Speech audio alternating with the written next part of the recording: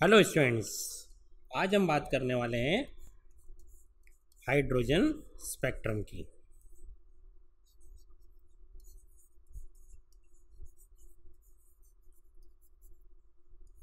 Hydrogen spectrum का type है line and emission spectrum. इन दोनों टर्म्स का मीनिंग हम पढ़ चुके हैं।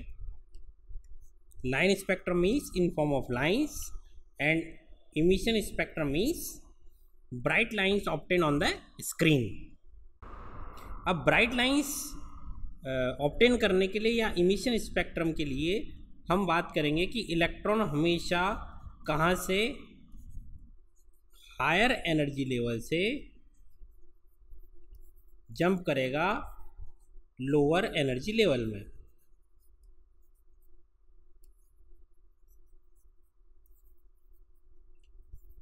और जो इमिशन होगा एनर्जी का वो किस फॉर्म में होगा? फोटोन के फॉर्म में। क्लियर है? अब हम बात कर रहे हैं ड्रॉ करने की कि हाइड्रोजन स्पेक्ट्रम हम कैसे ड्रॉ करेंगे। तो मैं यहाँ कुछ एनर्जी लेवल्स ड्रॉ कर रहा हूँ। अगर किसी एटम में टोटल एनर्जी लेवल्स की बात करें कि कितने एनर्जी लेवल्स होते हैं, तो उसमें होते हैं इनफाइनाइट एनर्जी लेवल्स। कितने होंगे? Infinite energy levels. मैं यहाँ अपने जो यूज़ में एनर्जी लेवल्स होंगे केवल उन्हीं को ड्रॉ कर रहा हूँ।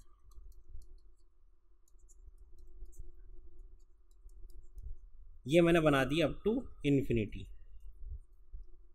ये बनाया अप टू इन्फिनिटी। ठीक है।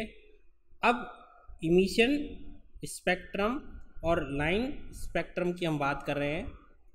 तो मैंने कहा इलेक्ट्रॉन अगर सेकंड शेल से फर्स्ट शेल में जंप करे या थर्ड से फर्स्ट में या फोर्थ से फर्स्ट में या फिफ्थ से फर्स्ट में एंड सो ऑन, यानी किसी भी हायर एनर्जी लेवल से फर्स्ट शेल या एनर्जी लेवल में आ रहा है, तो लाइंस, ब्राइट लाइंस के फॉर्म में वो स्पेक्ट्रम हमको ऑब्टेन होगा। और इस स्पेक्ट्रम के बारे में या मैं कह दूं ये जो सीरीज ऑफ लाइंस हमको मिली, इसके बारे में सबसे पहले बताया था लायमन ने। इसलिए ये सीरीज ऑफ लाइंस क्या कहलाती है? Lyman series. देन हम बात करते हैं अगर इलेक्ट्रॉन किसी भी हायर एनर्जी लेवल से कहाँ आता है? सेकंड एनर्जी लेवल या सेकंड शेल में। तो सेकंड शेल में इलेक्ट्रॉन के जंप करने पर किसी भी हायर एनर्जी लेवल से जो अपने को सीरीज ऑफ लाइंस मिलेगी, इसको डिस्कवर करा था बामर ने। साइंटिस्ट है ये, लायमन भी साइंटिस्ट है, बामर भी साइंटिस्ट है। फिर बात करते हैं कि किसी भी एनर्जी लेवल से इलेक्ट्रॉन जंप कर रहा है थर्ड एनर्जी लेवल में। कहाँ आ रहा है? थर्ड एनर्जी लेवल में। तो ये जो सीरीज ऑफ लाइंस, ये जो सीरीज ऑफ लाइंस हमको मिल रही है, इसके बारे में सबसे पहले किसने बताया? पाश्चन। किसने? इसलिए मैंने इसको बोला सीरीज ऑफ लाइंस को पाश्चन सीरीज। देन अपने पास आता है कि अगर इलेक्ट्रॉन जंप करता है किसी भी हायर एनर्जी लेवल से फोर्थ शेल या फोर्थ एनर्जी लेवल में, तो जो सीरीज ऑफ लाइंस है वो अपने पास है ब्रैकेट सीरीज। देन अपने पास अगर इलेक्ट्रॉन जंप करता है किसी भी हायर एनर्जी लेवल से फिफ्थ एनर्जी लेवल या फिफ्थ शेल में, वो अपने पास है पी फुंड, या पी अगर साइलेंट मानते हैं तो फुंड सीरीज। तो ये अपने पास कौन कौन सी सीरीज हो गई? Lyman, Balmer, Paschen, Brackett, Pfund. Lyman series, Balmer series, Paschen series, Brackett series, then Pfund series. Clear है? ये अपने पास टोटल सीरीज हो गई। अब मैं इन्हीं सीरीज को किस फॉर्म में, टेबुलर फॉर्म में अगर अरेंज करता हूँ। तो मैंने एक तरफ लिखा लोअर एनर्जी लेवल,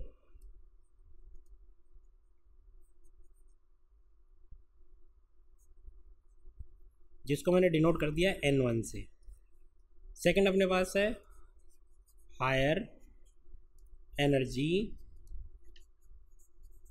लेवल, ये अपने पास हो गया N2। Then series, then region. ये रीजन कौन सा है? एनर्जी का। अपने पास जो रीजन होते हैं एनर्जी के, वो कौन कौन से रीजन अपने पास है? अपने पास रीजन है ultraviolet, visible, micro, infra, X ray, gamma rays. ये सारे अपने पास क्या है? टाइप ऑफ एनर्जी कह लें या रीजन कह लें। Ultraviolet, visible, micro, infrared, x, gamma, ये सारे एनर्जी के रीजन है। जैसे अगर बात करते हैं विजिबल रीजन की, तो विजिबल रीजन वो रीजन है जिसमें कि वेवलेंथ की वैल्यू अप्रॉक्स 4000 एंगस्ट्रॉम से 8000 एंगस्ट्रॉम रहेगी। तो इसी तरीके से जब इलेक्ट्रॉन किसी हायर एनर्जी लेवल से लोअर एनर्जी लेवल में जंप कर रहा है, जैसे मैंने कहा फर्स्ट शेल में अगर इलेक्ट्रॉन जंप कर रहा है, कहाँ से? From second, third, fourth, fifth, किसी से भी, तो ये अपने पास हो गई लाइमन सीरीज। अब ये लाइमन सीरीज एनर्जी के किस रीजन में दिखेगी? अपने को अल्ट्रा वायलेट रीजन में। किस में दिखेगी? अल्ट्रा वायलेट रीजन में। फिर अगर बात करता हूँ मैं, अगर इलेक्ट्रॉन आ रहा है कहाँ पर? सेकंड शेल में, किसी भी हायर एनर्जी लेवल से। तो हायर एनर्जी लेवल हो सकता है 3, 4, 5, 6, कोई सा भी। तो ये अपने पास सीरीज कौन सी बनी? बामर सीरीज। अब एनर्जी का जो रीजन बामर सीरीज के लिए है वो अपने पास है कौन सा? Visible region. कौन सा है? Visible region. देन अगर मैं बात करता हूँ, इलेक्ट्रॉन किसी भी हायर एनर्जी लेवल से आ रहा है थर्ड शेल में, कहाँ से? फोर्थ, फिफ्थ, सिक्स, किसी से भी। तो ये जो सीरीज अपने पास बन रही है ये अपने पास है पाश्चियन सीरीज। पाश्चियन सीरीज किस में आएगी? Near infrared. देन अगर इलेक्ट्रॉन किसी भी हायर एनर्जी लेवल से कहाँ आ रहा है? फोर्थ शेल में, कहाँ से आएगा? फिफ्थ, सिक्स, सेवन्थ, या किसी भी हायर एनर्जी। ये अपने पास है ब्रैकेट सीरीज। क्या है? Brackett series. ये भी क्या है? इंफ्रारेड रीजन में हमको मिलेगी। इसी तरीके से अगर इलेक्ट्रॉन किसी भी हायर एनर्जी लेवल से कहाँ आता है? फिफ्थ शेल या फिफ्थ एनर्जी लेवल में, तो हायर हो गई 6, 7 कोई भी। ये अपने पास हो गई पी फुंड। ये अपने पास हो गई फार इंफ्रारेड। तो ये जो लास्ट के मैंने तीनों लिखे हैं, कौन कौन से? पाश्चियन, ब्रैकेट और फुंड, ये तीनों, ये इंफ्रारेड ही है। बस ये नियर इंफ्रारेड और ये फार इंफ्रारेड है, इतना सा डिफरेंस है। तो मैंने केवल जो हमने पीछे एक डायग्राम बनाया है, ये जो अपन ने बनाया लाइमन, बामर, पाश्चियन, ब्रैकेट, फुंड का, इसी डायग्राम को मैंने केवल टेबुलर फॉर्म में रिप्रेजेंट कर दिया है। ठीक है, अब हम थोड़ा सा इसके आगे चलते हैं और न्यूमेरिकल फॉर्म में क्वेश्चन कैसे बनेंगे वो देखते हैं। तो सबसे पहले अगर मैं क्वेश्चन पूछता हूँ कि what is the meaning of first line of Lyman series, मैंने लिखा क्वेश्चन छोटा सा एक, first line of Lyman series, इसका मीनिंग बता सकते हो? इसका मीनिंग क्या होगा? यहाँ देखना, ये रही फर्स्ट लाइन दिख रही है, ये सेकंड लाइन, ये थर्ड लाइन, ये फोर्थ, ये फिफ्थ, ये सिक्स्थ, ये लाइंस है। First line of Lyman series का मीनिंग है कि इलेक्ट्रॉन कहाँ से? सेकंड शेल से कहाँ जंप कर रहा है? फर्स्ट शेल में। तो लाइमन का मतलब तो N1 तो हमेशा ही क्या हो गया 1, अरे बोला है ना। और अब मैंने बोला फर्स्ट लाइन, क्या बोला मैंने, फर्स्ट लाइन, तो फर्स्ट लाइन का मीनिंग क्या हुआ यहाँ पे, इस 1 में मैंने 1 ऐड कर दिया तो क्या हो गया अपने पास 2। तो first line of Lyman series का मतलब हो गया N2 कितना 2। बोलो क्लियर है? नहीं समझ में आया तो मैं फिर आगे से कुछ एग्जांपल लेता हूँ।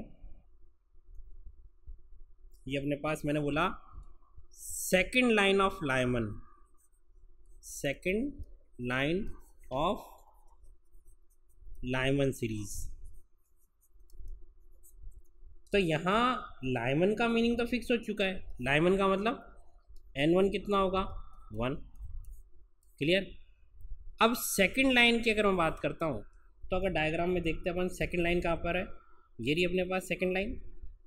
तो सेकंड लाइन का मतलब हो गया कि इलेक्ट्रॉन कहाँ से कहाँ, थर्ड शेल से फर्स्ट शेल में जंप करेगा। इट मीन्स अपने यहाँ सेकंड लाइन ऑफ लाइमन का मतलब हो गया N2 = 3। बोलो क्लियर है? करा क्या कि इस लाइमन सीरीज में n = 1 में हमको केवल क्या करना है, ये 2 यानी सेकंड लाइन का 2 इसमें अगर मैं ऐड कर दूँ 1 में तो क्या बन जाएगा मेरे पास 3। क्लियर है? एक और एग्जांपल लेते हैं। मैंने कहा third line of Lyman series. तो third line of Lyman series का मतलब क्या होगा, लाइमन का मीनिंग क्या होगा वापस से N1 = 1, क्लियर। और अगर बात करते थर्ड लाइन तो बताओ N2 कितना हो जाएगा, तो मुझे इस 1 में कितना ऐड करना है 3 ऐड करना है, तो कितना हो जाएगा 4, क्लियर। अगर मैं कहता last line of Lyman series तो last line of Lyman series का मतलब क्या होता, तो अगेन लाइमन का मतलब क्या है, लाइमन मीन्स N1 तो कितना हो गया 1, और लास्ट का मतलब हो गया ये N2 हो गया, लास्ट मीन्स इनफाइनाइट, यानी इलेक्ट्रॉन कहाँ से कहाँ आ रहा है, इनफाइनाइट से 1 पे आएगा। बोलो क्लियर है? इसी तरीके से मैं अगर और बात करता कि मैंने कहा बताओ first line of Balmer series,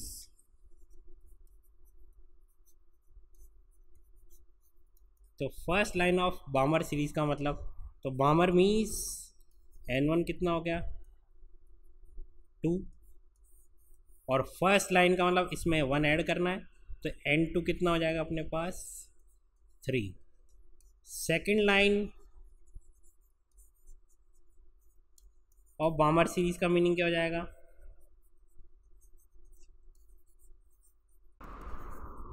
बामर means again N1 कितना 2, और सेकेंड लाइन का मतलब N2 कितना हो जाएगा 2 + 2 = 4। मैंने कहा फर्स्ट लाइन ऑफ पाश्चन सीरीज,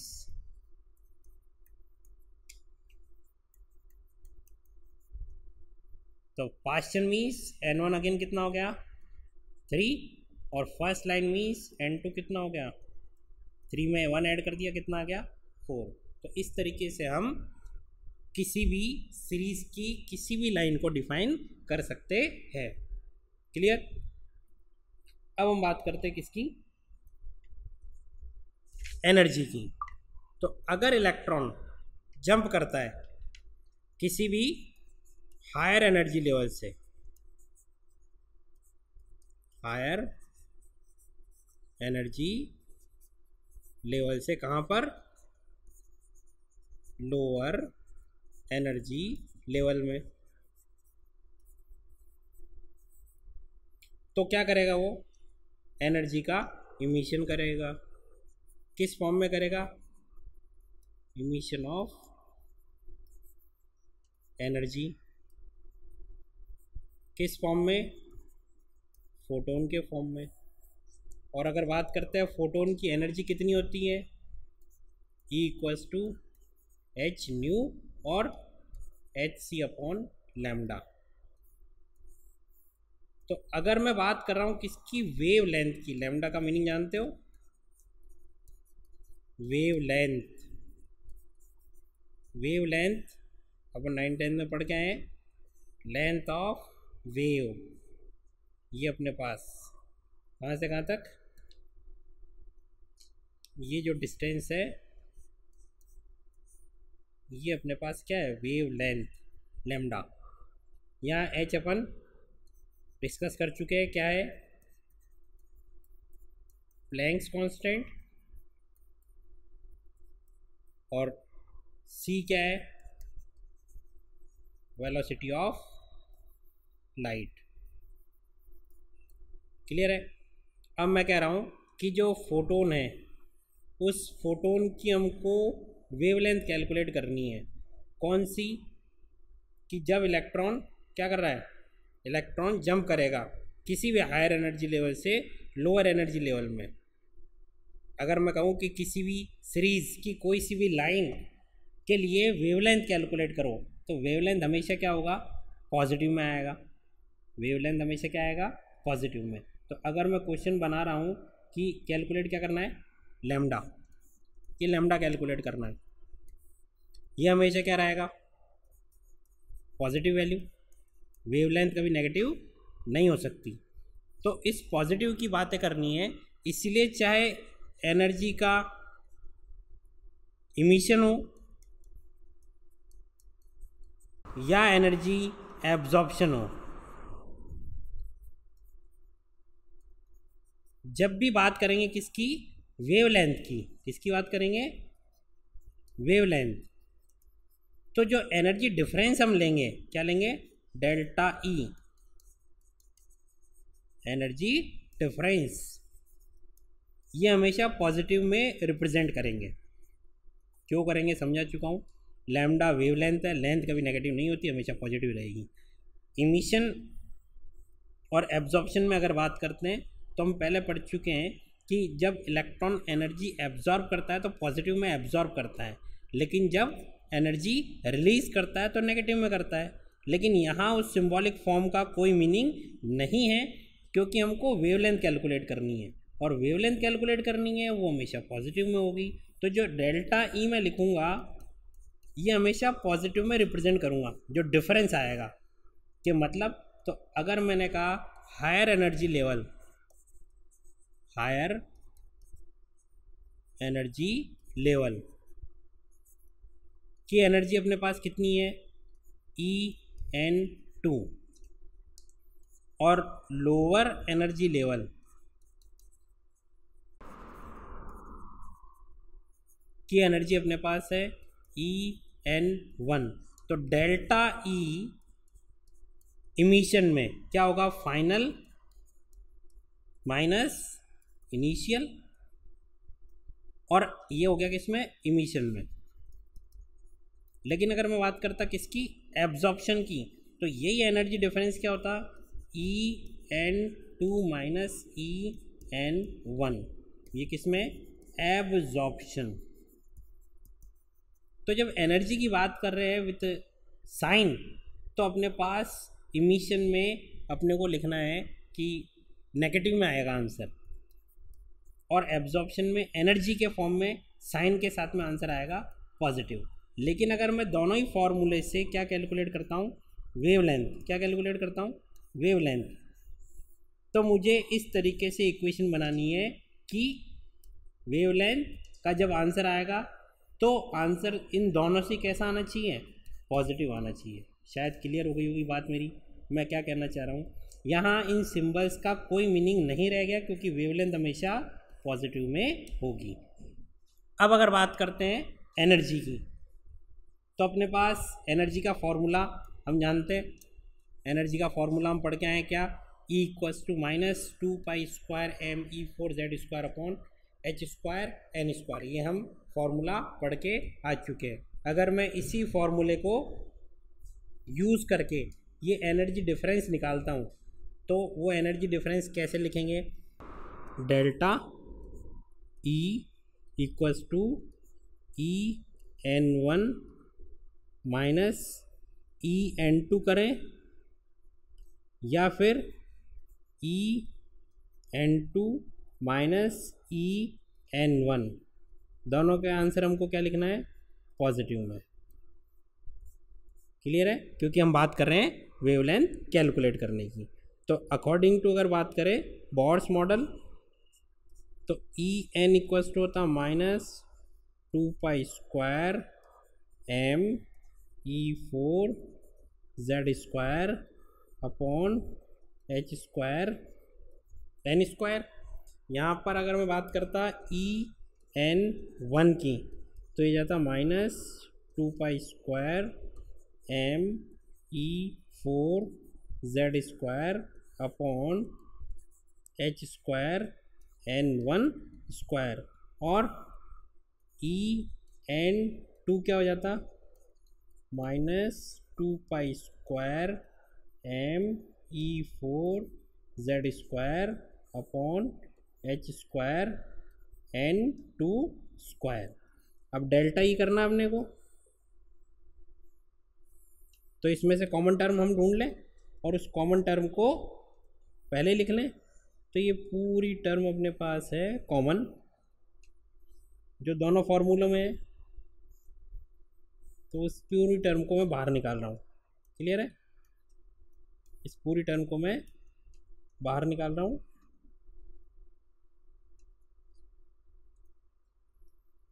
और मैंने लिखा delta E equals to 2 pi square M E 4 Z square upon H square.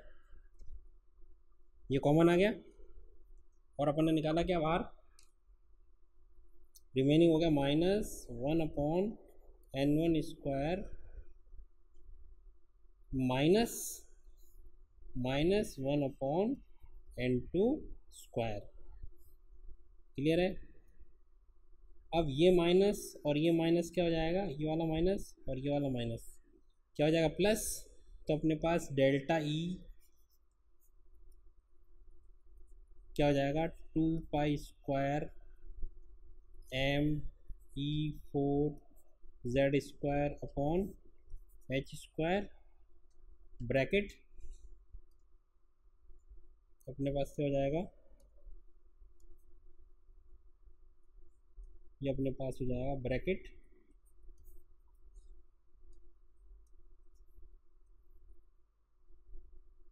Minus का 1 अपॉन एन वन स्क्वायर और प्लस का 1 upon N two square. Clear है?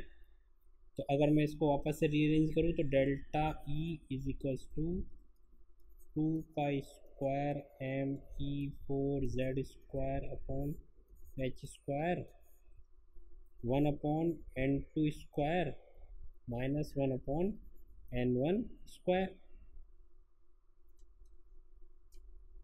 क्लियर?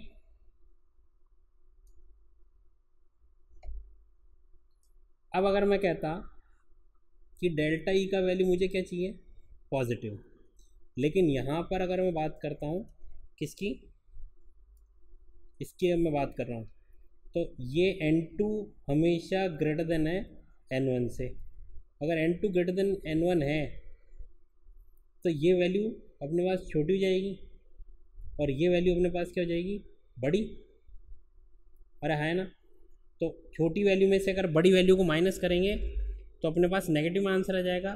इसीलिए मैं इस फॉर्मूले को थोड़ा सा चेंज कर रहा हूँ।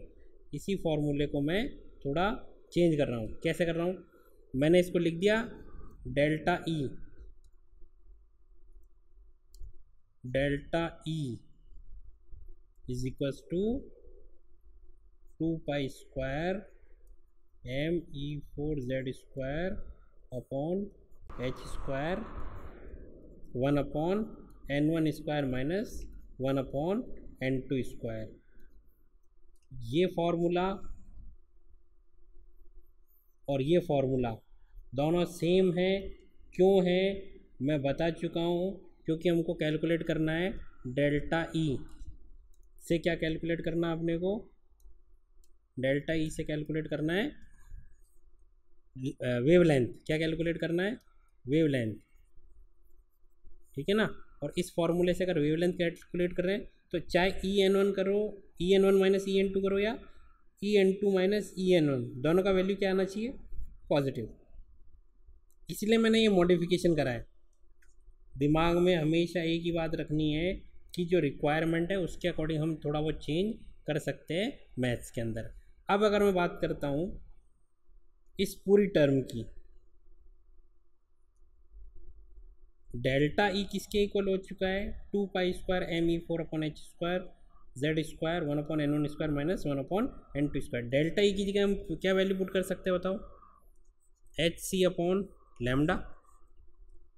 तो एच सी अपॉन लेमडा क्या होगा? 2 pi square M E 4 Z square upon H square 1 upon N one square minus 1 upon N two square. यहाँ 1 अपॉन लेमडा अगर मैं लिखना चाहूँ तो लिख सकता हूँ 2 pi square M E 4 Z square upon, ये एच और सी नीचे आ जाएगा तो ये सी और एच का हो गया क्यूब, और रिमेनिंग रह गया 1 upon N one square minus 1 upon N two का स्क्वायर। क्लियर है? अब अगर मैं कहूँ कि इसमें से कांस्टेंट्स कौन कौन से हैं? 2 pi square M E 4 upon C H cube, ये सब कांस्टेंट्स हैं। और इन सब कांस्टेंट्स को मिलाकर एक नया कांस्टेंट अपने पास बनता है, that is known as R H. ये आर एच है रिडबर्ग्स कांस्टेंट।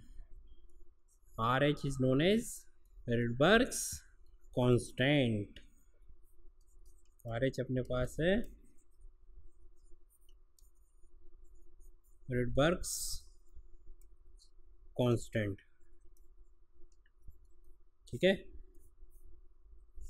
ये अपने सॉल्व करा है 2 pi square M E 4 upon C H cube को, तो ये अपने पास है रिडबर्ग्स कांस्टेंट और इसकी वैल्यू है 109,700 सेंटीमीटर इनवर्स। ये इसकी वैल्यू है रिडबर्ग्स कांस्टेंट की। तो अपने पास जो फाइनली फॉर्मूला बना वो फॉर्मूला क्या बना?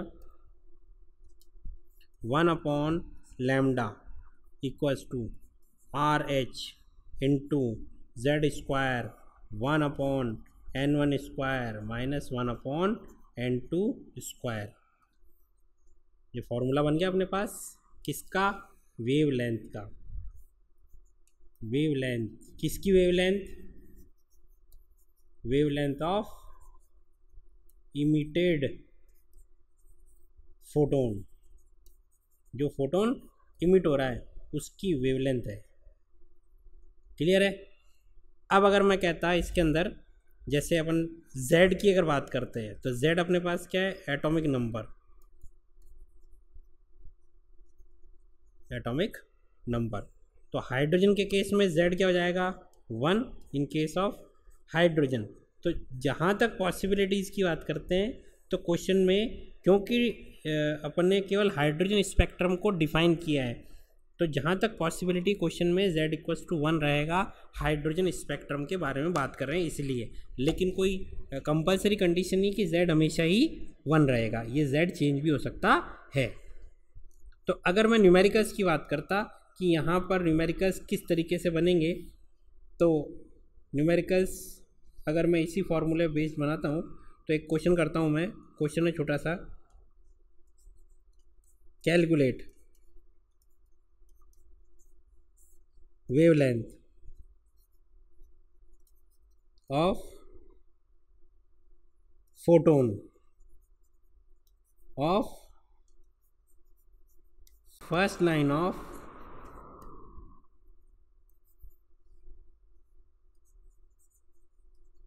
Lyman series. Calculate wavelength of photon of first line of Lyman series. तो लाइमन सीरीज का मतलब n1 अपन ने क्या हो गया अपने पास? 1, और फर्स्ट लाइन ऑफ लाइमन का मतलब हो गया n2 2। किसके लिए? For hydrogen atom. गिवन नहीं होता तो भी हाइड्रोजन एटम ही लेते हैं। क्लियर है। तो अब अगर सॉल्व करें, सॉल्व क्या करना है, वेवलेंथ फार्मूला ये रहा अपने पास में, यहाँ वैल्यूज पुट करनी है n1 की 1 n2 की 2। तो अगर मैं इस फॉर्मूले में वैल्यूज पुट करता हूँ तो 1/λ equals to RH into Z की जगह 1 रख दिया, 1 का स्क्वायर, 1/n1 की जगह 1 माइनस 1/n2 की जगह 2 का स्क्वायर। सॉल्व करें तो 1/λ इक्वल्स टू RH 1/1 माइनस 1/4, ये हो गया 1/λ इक्वल्स टू RH। 1 में से 1/4 माइनस करो, 4 माइनस 1, यह आ जाएगा RH 3/4। तो 1/λ की जगह अगर मैं लैम्डा कैलकुलेट करना है, यहाँ कैलकुलेट क्या करना है, वेवलेंथ, लैम्डा कैलकुलेट करना है, तो ये हो गया 4/3RH। ये अपने पास आंसर आ गया। क्लियर है। हाइड्रोजन स्पेक्ट्रम में क्वेश्चन बनेगा किसका, वेवलेंथ कैलकुलेट करने का। First line of Lyman series का मतलब मुझे पता है कि n1 कितना होगा और n2 कितना होगा। वेवलेंथ कैलकुलेट करने के फॉर्मूले में केवल अपने को क्या पुट करना है, n1 की वैल्यू और n2 की वैल्यू, z गिवन होगा। अब RH की अगर बात करते हैं तो अब हमको RH भी याद करना है कि 1/RH की वैल्यू भी हम अगर लर्न कर ले तो न्यूमेरिकल्स थोड़े ईजी हो जाएंगे। तो 1/R की वैल्यू है 912 एंगस्ट्रॉम के अंदर। तो अगर मैं lambda for first line of Lyman series of hydrogen, तो मैंने लिखा 4/3RH, तो ये हो जाता 4/3 इंटू 1/R, और 1/R की वैल्यू कितनी बोली मैंने, 912। सॉल्व करें तो कितना आ जाएगा, wavelength of first line of Lyman series for hydrogen equals to 1216 angstrom. Clear है। तो ये अपने पास कंप्लीट टॉपिक होता है एक, to find out the wavelength of the emitted photon in the hydrogen spectrum. कुछ और क्वेश्चंस है वो हम नेक्स्ट लेक्चर में करेंगे। ठीक है।